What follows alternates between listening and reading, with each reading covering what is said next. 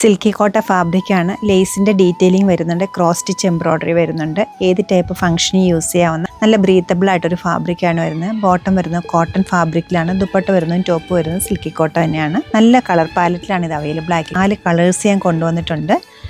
നല്ലൊരു യെല്ലോ ഷെയ്ഡുണ്ട്, blue, green, all time favourite ആയിട്ടുള്ള പിങ്ക് കളർ. റേറ്റ് വരുന്നത് 2197.